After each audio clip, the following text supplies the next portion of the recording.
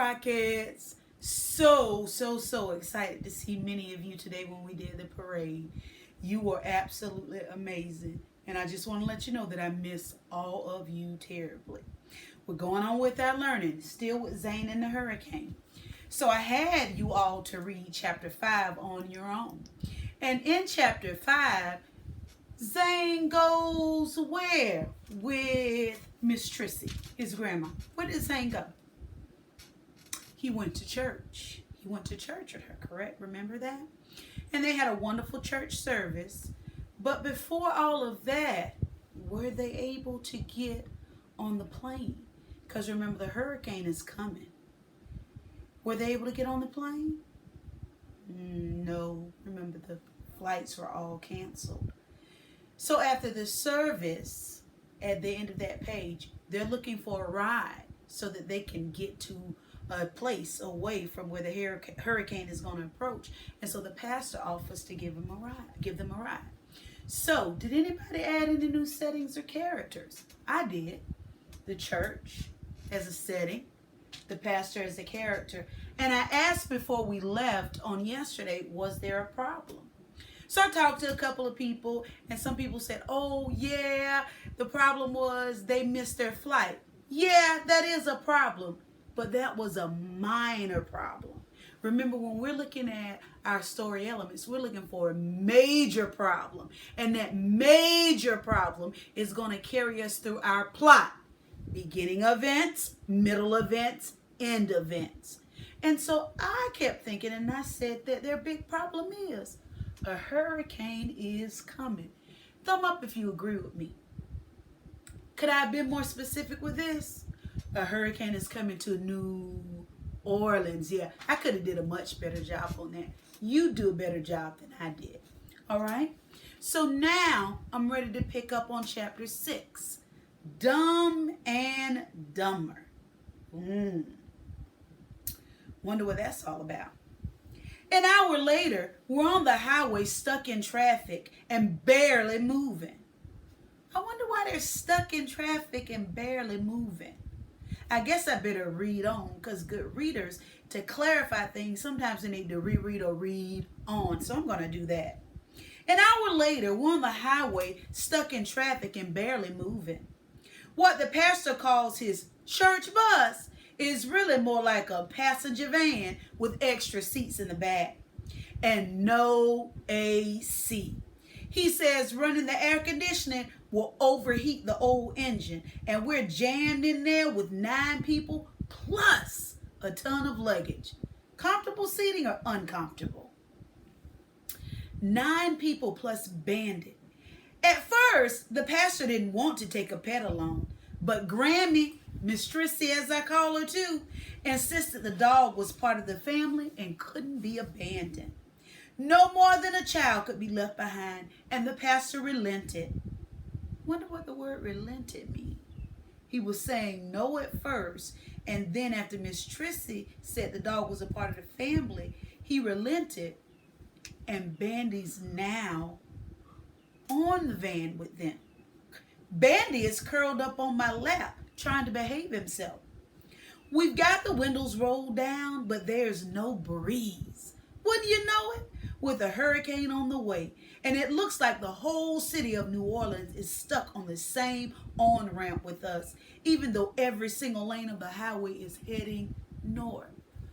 Oh, so now I get why they're stuck in traffic and they're barely moving. Everybody's trying to leave because of the what? You fill in that blank.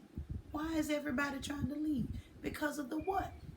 Go to your graphic organizer. They call it contraflow, Pastor Daniels explains. Supposed to make it faster to evacuate. What that really means is no turning back. So what it means is they're using both sides of the highway. So everybody's going in the same direction. Nobody can go back no matter what side of the road you're on. We're headed for Baton Rouge. That's another part of Louisiana, which is where New Orleans is. We're headed for Baton Rouge, and we will be given shelter at another church where Pastor Daniel's cousin is the preacher. He says it'll be an adventure and we'll all learn something. But I'm still wishing I could just go home. Last time I talked to Mom, she was trying to look on the bright side and said it was for the best evacuating to Baton Rouge and that I'd get to meet all kinds of new people. Sorry, but I don't want to meet new people, okay? I know that's mean and awful and ungrateful and everything, but I'd rather be in my own house. Just me and Mom and Bandy. But here I am.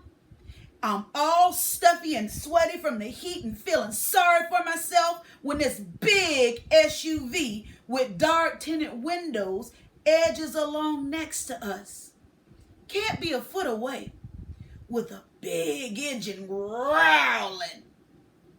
I bet they got the AC on in that thing. I just bet they do.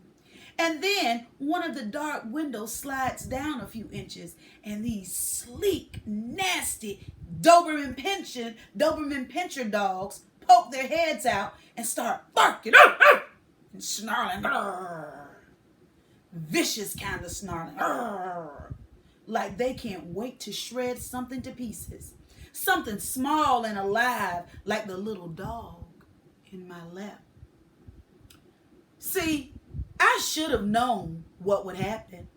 Soon as I saw the black gleam of those Doberman eyes, I should have clung to Bandy like my life depended on it. As it turns out, it did. But everything happened so fast. 1 second, Bandit is curled in my lap. The next, he leaps clear across the van and out the opposite window as far as he can go and get away from those snarling Dobermans. Bandy! I shout for him. But the way he exploded out of the van, I know he's not coming back as long as those Dobermans are barking. And now they're barking worse than ever, slavering and biting at the window glass, trying to chew their way out of the SUV to chase after Bandy. As for me, I'm still in a panic, yelling stuff like, "Stop! Stop! Please stop the van and turn around! We have to go back!" The passenger stares at me in the rearview mirror, shaking his head. "Can't stop, boy. Everything headed north, like it or not. We got the traffic itching up on us from behind, and there's no place to pull over. Folks are driving in the breakdown lane. Turn around. I beg him, please, please turn around." "Can't turn around neither," he says. "No room to maneuver. That little dog will find you, son. Keep where you at. He'll find us." All around, horns are honking like mad, popping off at those crazy dogs in the big SUV, and we're lurching along at less than a mile an hour, bumper to bumper.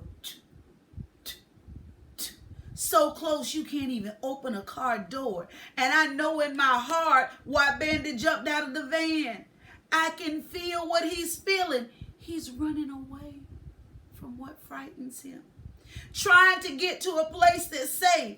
And now he's all alone in traffic with a million cars on the highway and drivers who are frustrated and angry and frightened of what may happen to everything they've left behind. Drivers who won't be looking out for some little dog, that's for sure. If Bandy gets under those angry wheels, they'll squish him like a bug. I can't let that happen.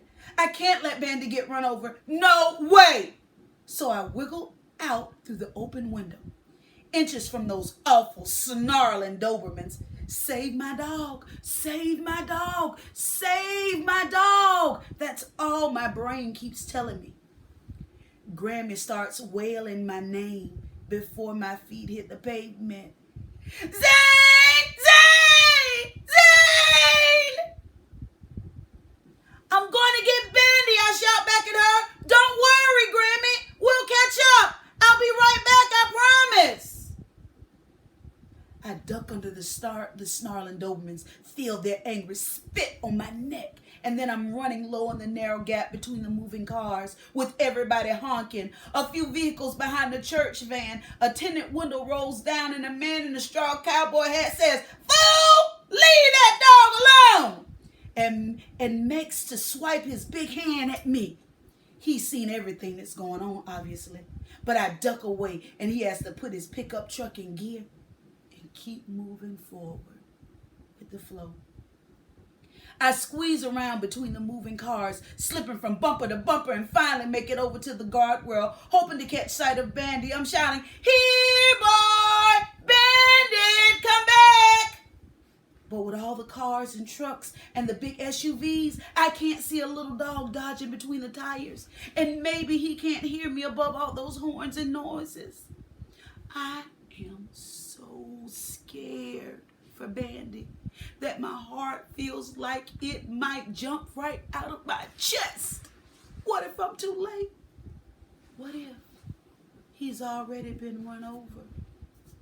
I keep ducking right and left, peering between the lines of traffic, all of it coming right at me, but I can't see him anywhere. We're on an elevated section of the highway and on an on-ramp kind of deal. So he can't have run off the side because there's nowhere to go. He can't really get away from all the cars and trucks, not here, not for a long way back. So he has to be somewhere on the highway. Where is he? Why can't I see it? Then it starts to rain, a warm, drizzly rain. And that makes it even harder for me to see. I'm starting to think he really has been run over and killed when I hear that silly little bark let me know where he is. There, Bandy, sitting on the haunches of the side of the traffic, maybe 50 yards away, peering at me from around a tire.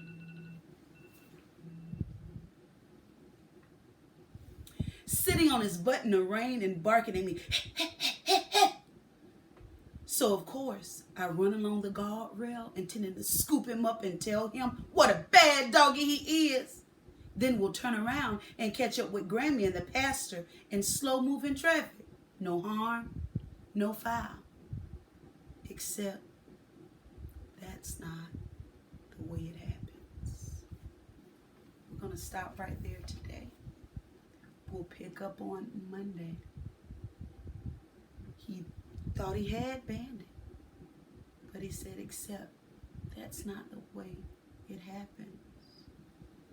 Think about what may go on, what may go on when we pick up to finish reading chapter 6. Think about the events so far. We'll get those in order on Monday. All right. See you on Monday. Bye, Rockets.